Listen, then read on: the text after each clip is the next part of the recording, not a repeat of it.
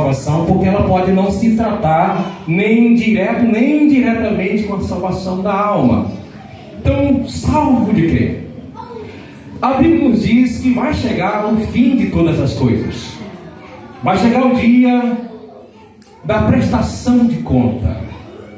Vai chegar o dia do juízo final. E o trono branco, nós lemos de Apocalipse, é o último julgamento de Deus, para dali alguns ser absolvidos que tiverem vivo no milênio. A igreja não faz parte desse juízo de 21 aqui, os que forem arrebatados, mas outros perdidos serão julgados, condenados.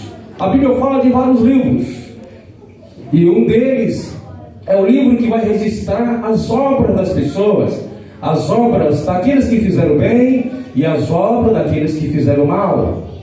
E cada um vai ser julgado de acordo com as suas obras, porque as obras, elas refletem, elas explicam, as obras diz de quem nós somos. E naquele dia vai dizer de quem nós no passado fomos. Então, vai chegar o dia do juízo final, que vai acontecer a partir daí a última chance, para alguns, chance não no caso de evangelização, porque alguns ainda nesse dia vão ser absorvidos para a vida eterna. Nesse dia vai receber o anúncio de alguns permanecer diante de Deus. Isso aqui é no final do milênio, aqui em Apocalipse onde nós lemos. E alguns vão receber a sentença final de condenação. A Bíblia diz, lá no contexto da ceia do Senhor, que algumas pessoas, por tomarem a ceia indignamente, Deus os puniu eles com fraqueza, doença e morte. O texto lá diz: e por causa disso há entre vós muitos fracos, doentes, muitos que dormem. Você vê pelo contexto que aquilo é a própria ação de Deus para discipliná-lo. Porque se nós nos julgássemos nós mesmos, a sequência do texto, não seríamos disciplinados pelo Senhor. Mas quando somos julgados ou disciplinados, em outra versão melhor, o Senhor faz isso para a gente não ser condenado com o mundo.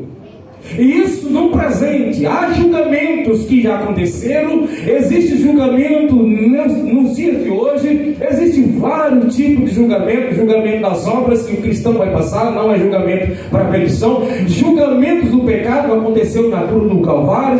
Existe julgamento que a Bíblia diz que que a Bíblia nos permite julgarmos uns aos outros em questões entre nós mesmos. Capítulo 6 da primeira carta aos Coríntios, onde diz: porventura vocês mesmos não poderão julgar essas questões entre vocês? Não sabem vós que vocês vão julgar os anjos, o mundo? Então tem julgamento que a Bíblia diz que nós fazemos, mas vai existir o julgamento das nações no final da grande tribulação, vai existir o julgamento do trono branco no final do milênio. Então existem vários julgamentos. Alguns a gente já passou por ele, outros a gente vai passar, alguns a gente não deve passar. E o que nós não devemos passar é o julgamento que nós lemos aqui, o julgamento onde vai ser julgado todos os mortos no final do milênio. Isso fora a igreja, porque foi arrebatada há 1000 anos e 7 anos atrás.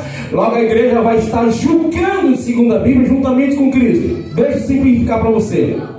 Vivemos essa vida, passando por várias situações, muito difíceis. Mas vai chegar o final de tudo. O fim do mundo vai chegar. Você sabia disso? Vai chegar o final de tudo. O julgamento, onde vai ter à direita as ovelhas e à esquerda os bodes, do capítulo 25, se me fala a memória de Mateus. Onde alguns eles vão dizer: vinde bendito do meu Pai. Mas outros, Jesus vai dizer: apartai-vos de mim, malditos, para o fogo eterno. Julgamento final. Vai ter um julgamento. E vai ter a declaração. Deus não vai deixar impune. A gente vê aqui os governos roubam tanto. A gente vê tanta gente que mente, que roubam, que matam. E eu quero dizer para você que Deus ama todas essas pessoas. Mas se elas não se converterem, vai chegar um dia que vão receber a sentença do fogo eterno do lago de fogo. Nós temos que tomar cuidado para ter, nós que somos a igreja, que não queremos participar desse julgamento, não fazemos parte lá no final do mundo, no final de todas as coisas, desse julgamento. Porque para participar desse julgamento lá, quem está vivo hoje, significa que não foi salvo. Então, o que nos vem à nossa mente quando a Bíblia diz que vai aparecer diante de Deus? Não confundir isso aqui com o tribunal de Cristo, aqui é o trono branco. Não dá para a gente falar do tribunal de Cristo, que aí é só para a igreja. O que vem à nossa mente quando a Bíblia diz que Deus julgará a todos, tanto os vivos como os mortos? Geralmente a gente não se encontra lá nesse julgamento, porque fala como ele vai ser tão severo, e a Bíblia diz que Deus é vingador. A Bíblia diz que em Deus há severidade, ou seja, Deus é severo, Ele ama, Ele é misericordioso, mas a Bíblia também diz que Deus é severo também.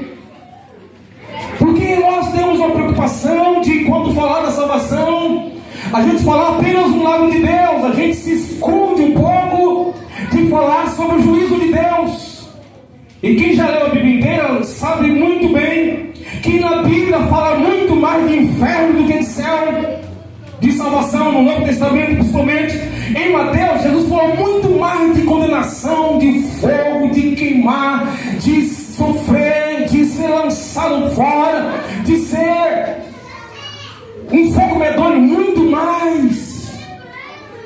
O próprio Bíblia, toda vez que você lê na Bíblia falando de salvação, você vai ver que no mesmo contexto fala de condenação também, porque a Bíblia quer mostrar os dois lados. Quando nos dias de Pedro, alguns diziam que Deus estava demorando vir buscar, porque desde o início a gente se ouve falar. Não, aí Pedro fala: não, Deus não retarda a sua vinda. É porque Ele não quer que ninguém se perca, mas que venha o conhecimento da salvação.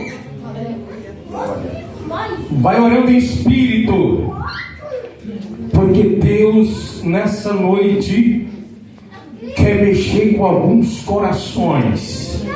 Não tenha medo, porque Deus está no controle e a palavra é de Deus. A palavra de Deus, ela é como espada, que ela corta por dois lados e vai no mais profundo, onde a palavra do pastor Ailton não pode ir, mas a palavra de Deus, ela pode ir.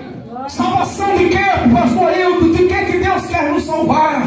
Aquele que invocar o nome do Senhor será salvo. De que salvação estamos falando?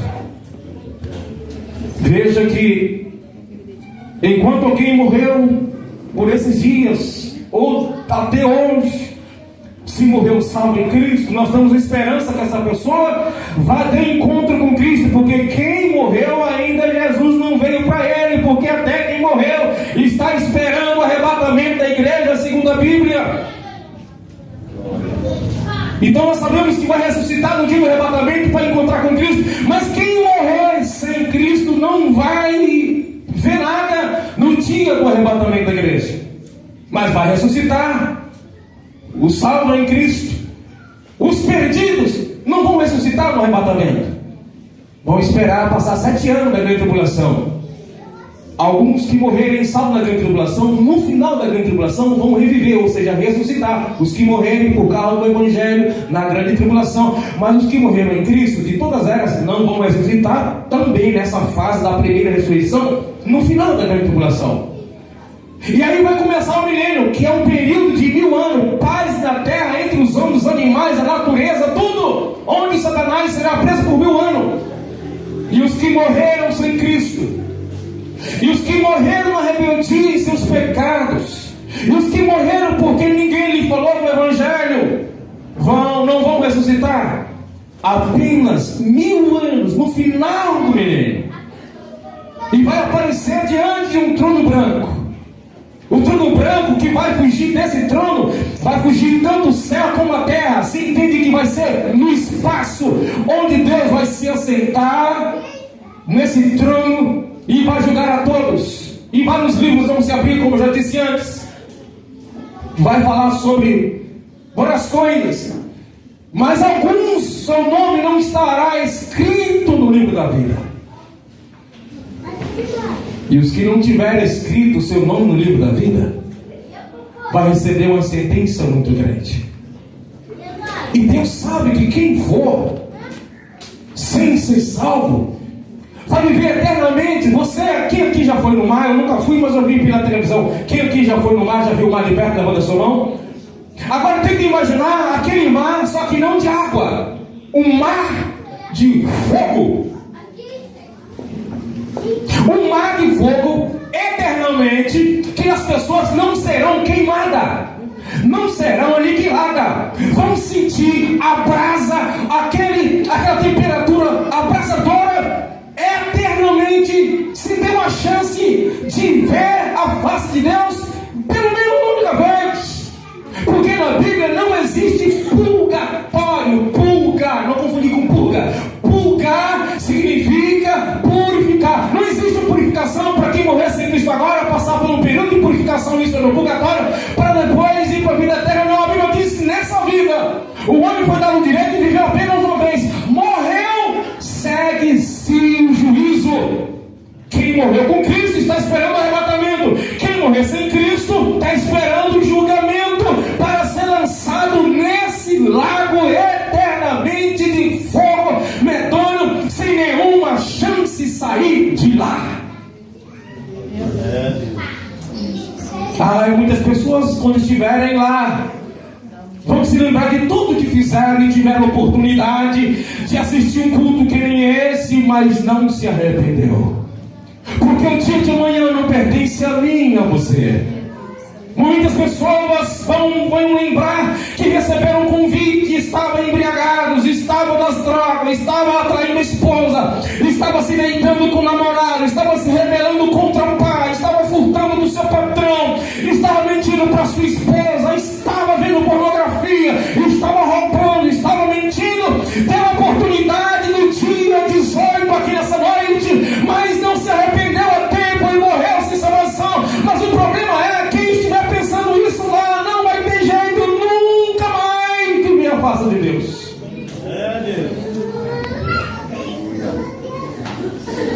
Estou falando de uma realidade e não algo hipotético, algo que é real. Assim como você está olhando para mim e pensando que eu sou real, o lago de fogo também será real.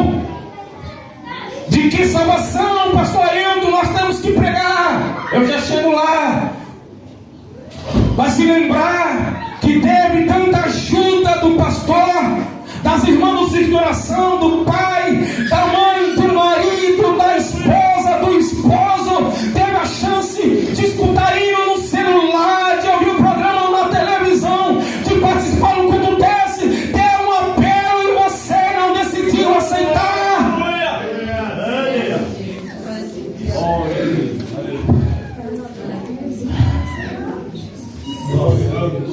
Deus não quer que ninguém vá para lá. E por isso missão é urgente. É dessa combinação que Deus quer salvar você. Deus quer livrar você do lago de fogo.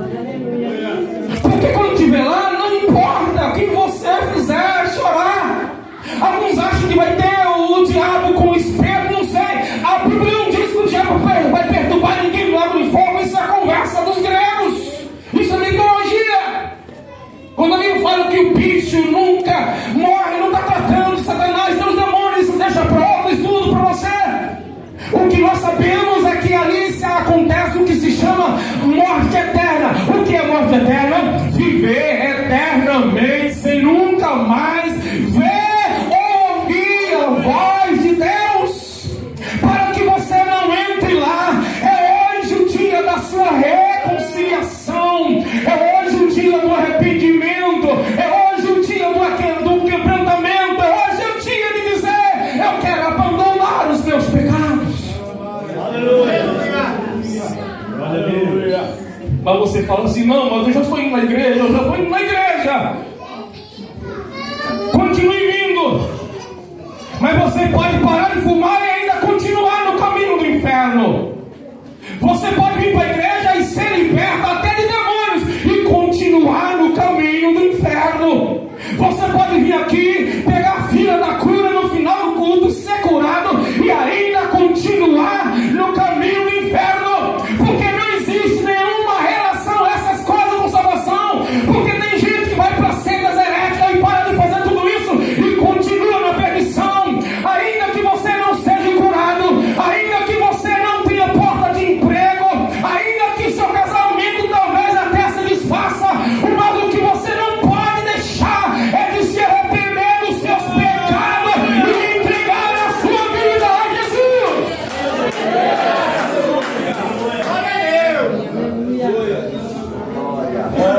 Tem muita gente que não bebe, não fuma, não trai, não faz um monte de coisa, mas também não é salvo. Cornélio fazia orações e Deus ouvia. Fazia esmola, capítulo 10 de Atos. Fazia esmola e Deus recebia. Pareceu até anjo para ele, que muita gente nunca tiveram esse privilégio. Mas aí a mensagem foi: Cornélio, manda chamar Pedro e ele vai te dizer palavras que vai salvar tanto você como a sua família. Ele era um homem temente a Deus, diz a Bíblia diretamente. Porque existem pessoas que falam: eu sou quase crente, eu tenho a Deus, eu sou decente, pago minhas contas, eu sou honesto. Você pode aprender isso por questão cultural, familiar, mas a transformação de Deus vai muito mais além do que isso. É uma mudança de caráter, é uma mudança de vida, é o abandono do pecado pela nova vida em Cristo Jesus. Você pode ser bonzinho, mas não significa que vai entrar no céu por causa disso. Eu nunca traí minha esposa. Não está fazendo nada demais. É a nossa obrigação. Eu pago minhas contas em dias. Não está fazendo nada para ser elogiado, sabia? A gente elogia porque a gente quer, mas merece elogio quem paga as contas? Claro que não. Merece crítica quem não paga. Porque não pagar não é a nossa obrigação, mas pagar é o nosso dever. Ninguém merece elogio por cumprir o seu dever. A Bíblia diz: quando vocês fizerem tudo que eu tenho mandado, assim mesmo se considere como servo inútil, porque só fez aquilo que foi mandado. Estou falando da Bíblia. A gente elogia por educação, irmãos. Mas quando alguém fala: até hoje eu nunca deixei as minhas responsabilidades, tudo bem, não é que ser criticado por isso, mas isso não merece elogio. Estou falando na visão bíblica. Socialmente é outra situação. Então, onde nós queremos viver eternamente? Com Deus ou fora dele? Porque, como eu disse, é real. E nós percebemos que estamos perdendo os trilhos. A gente está tão focado nessa vida, e Paulo disse: se esperarmos em Cristo só nessa vida, somos piores dos pecadores. Nós não somos nem iguais, somos piores do que eles. Então a gente vai para a igreja: cura, cura, cura, cura, milagre, milagre, milagre, casamento, casamento, casamento, noiva, noiva, noiva, noiva, roupa, roupa, roupa, carro, carro, carro. E aí você percebeu? Eu estou dizendo que você não precisa contar esse testemunho, porque eu também já contei aqui. Agora, qual é o problema? Que o nosso testemunho é só em volta de bens materiais, meus irmãos.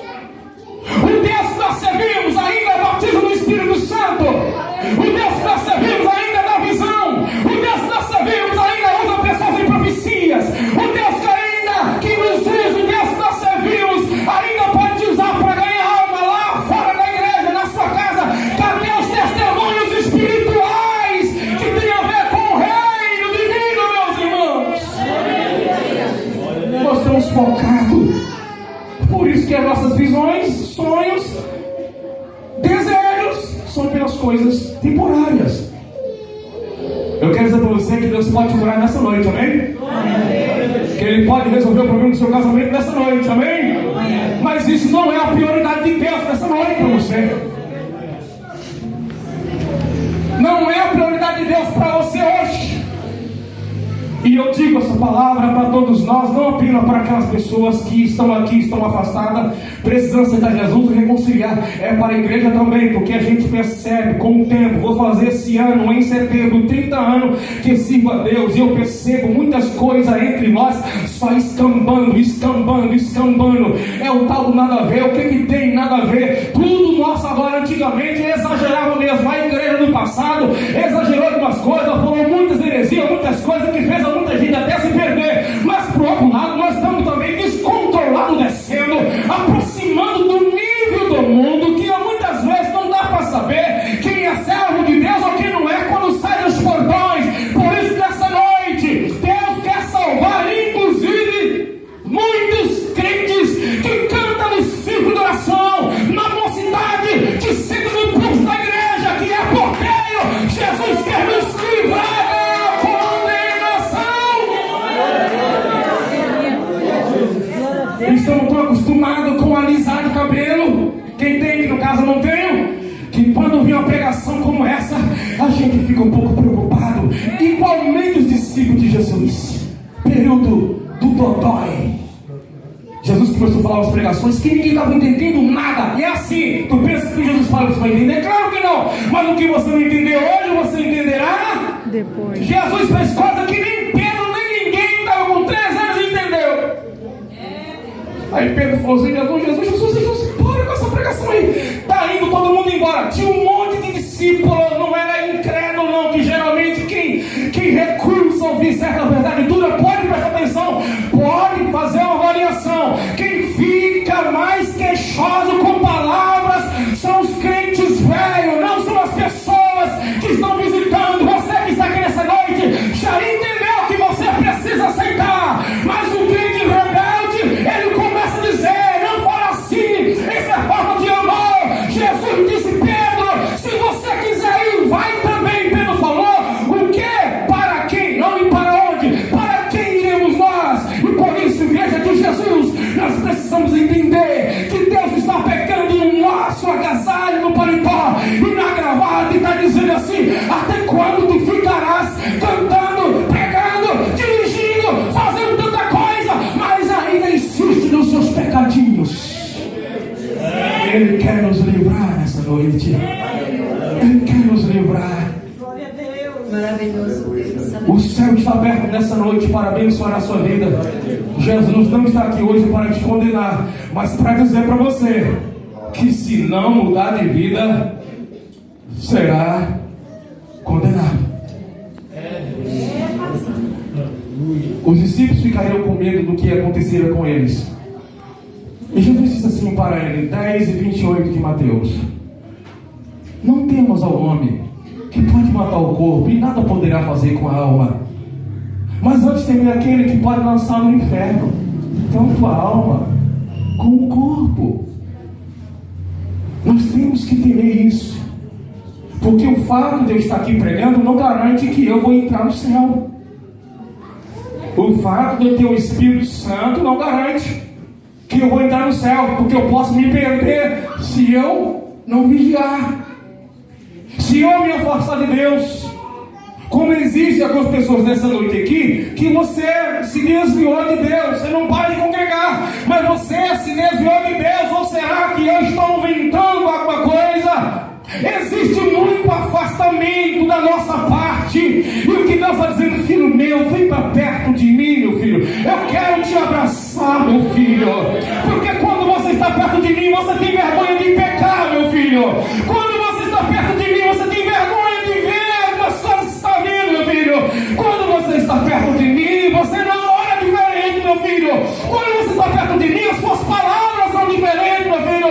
Quando você sente a minha presença, você trabalha na empresa diferente, meu filho. O que Deus quer é nos arrebanhar para seguir na jornada, não olhando nem para a direita nem para a esquerda, mas para o Pai consumado da fé. Tem um céu nos esperando, mas tem um inferno também nos esperando. E aí, a Bíblia diz que lá não vai entrar os feiticeiros do céu, não vai entrar os mentirosos, os que Os que são coniventes com eles, porque a gente não mente, mas é conivente, a Bíblia diz que a condenação é a mesma. No céu não vai entrar os beberrões, não vai entrar os que vivem fazendo coisas para afrontar seus amigos, sua família, os infiéis, os que têm uma rezinha, porque o pastor Joel ora por mim na minha casa, já foram mais obreiros na minha casa, mas eu acho que uma coisinha a mais para ajudar não tem problema. E aí tem pessoas que estão aguardando algum tipo de patuar, achando que é uma coisinha a mais que vai lhe ajudar. Nenhum tipo de reza, nenhum tipo de oração brava vai poder mudar sua história. É somente a nossa aproximação de Deus que pode mudar a nossa vida. Esqueça aquelas coisas que você tem guardado quando você se converteu. Não está me fazendo mal, o que é que tem a guardar aqui? Lance fora os ídolos, jogue fora e guarda a palavra de Deus dentro do seu coração, no mais íntimo, e não deixe essa palavra embora. Guarde a palavra, como diz o salmista: guardei a tua palavra no meu coração para não pecar contra ti. Porque a tentação vem. A tentação de vez em quando para mentir, para ter vantagem, para não perder o emprego, para ser promovido, para ser até elogiado. Vem a tentação. O que você tem que fazer? Resistir. A tentação vem. Os homens passam uma mulher que às vezes não é bonita, mas ela acha que é, então ela acha que tem que expor o seu corpo, inclusive até na igreja às vezes. E vem aquela tentação, como um dia desse estava num lugar e tinha uma pessoa lá que sem senso, com aquele comprimento de roupa, e tinha uma pessoa querendo olhar, e eu de longe assim, sem pretensão nenhuma. Daqui a pouco ele está olhando, ele não conseguia olhar para frente e controlar. A tentação vem, mas segura aí, meu irmão, olhe para cá se tiver alguma coisa acontecendo. A tentação vem, mas você resiste.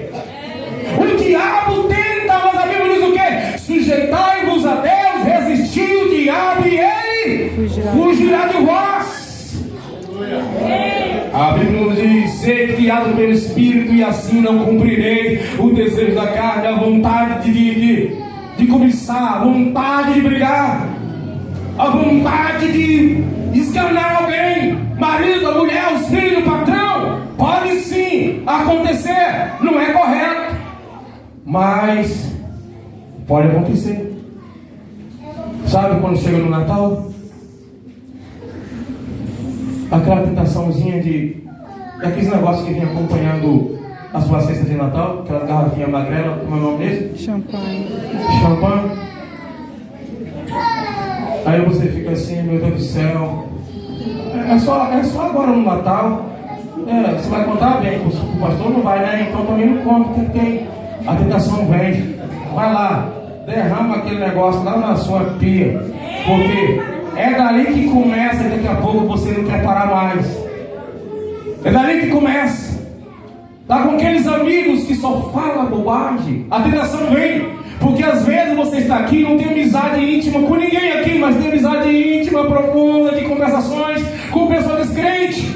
Mas a Bíblia diz que as más conversações corrompem os bons costumes, diz a Bíblia. E essas coisas te levarão ao inferno, à condenação. Por isso a Bíblia diz: olha, o homem será feliz é aquele que não dá ouvido aos conselhos dos ímpios, que não se detém no caminho de pecadores, nem se assenta na roda dos escarnecedores. Quer ser feliz? Se afasta disso. E aí, pastor, o que eu devo fazer para ser feliz mesmo? Tenha o prazer de meditar na lei do Senhor de dia e de noite, e aí você vai ser alguém inabalável e que vai dar fruto. Será igualmente uma árvore plantada à beira de ribeiro, que as folhas não caem, dá os seus frutos na estação própria, e tudo que fizer prosperará. Igreja, Deus quer dar-nos uma visão mais aberta, porque a gente vem perdendo a visão, e alguns de nós, quando cometemos pecado, eu me lembro que um tempo atrás algumas pessoas, quando pecava, que tem uma ficavam perturbadas quando elas pecavam, pediam perdão, mas mesmo assim a consciência delas parece que enfim, não ficava tranquila com aquilo. Chegavam na igreja, choravam de novo. Pecar um tempo atrás era motivo de choro, pecar era motivo de lágrima, pecar era motivo de tristeza, de jejum e de lamento. Muitos de nós, meus irmãos, esquecem até de pedir perdão dos nossos pecados. E ai de alguém que apontar, que a gente diz assim: quem é você para julgar? Quem é você para apontar? Sabe o que está acontecendo? Um afastamento de Deus.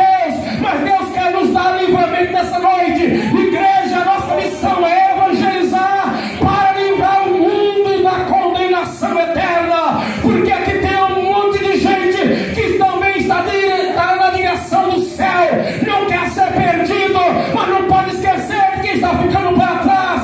Vamos falar que Jesus salva, que Jesus perdoa, meus irmãos. Porque a gente trocou as palavras, a gente fala muito mais de cura, de outras coisas do que perdoa os pecados. Qual era a essência do evangelho no começo da igreja primitiva? Arrependei-vos. Pastor, vou na igreja com você. Vai. Eu quero que Deus mude minha vida. Quer que Deus mude a sua vida? O quê? Eu quero que Deus abençoe meu casamento. Tudo bem, Deus pode mudar seu casamento. Mas se você não se arrepender dos seus pecados, não vai adiantar nada. Eu não sei quem convidou você para vir aqui nessa noite, se é que você foi convidado. Mas o que Deus está interessado é ver você se arrependendo dos seus pecados. E essas outras coisas vão acontecer se buscar primeiro o reino do céu, o reino de Deus e a vontade de Deus. O reino de Deus. E essas coisas que você quer serão acrescentadas. Mas primeiro, arrependa dos seus pecados. Porque muita gente vai entrar no céu saudável, no inferno saudável. Muita gente vai para o inferno com prosperidade, com casamento abençoado. Muita gente vai até, sei lá, dar testemunho de milagre no inferno. Por quê? Recebeu as bênçãos de Deus, mas não se arrependeu dos pecados. Por isso a nossa prioridade é pregar salvação da condenação eterna. Jesus quer nos salvar. Jesus quer salvar você. Eu quero orar com você nessa noite. Porque nessa noite o foco de Deus é salvar.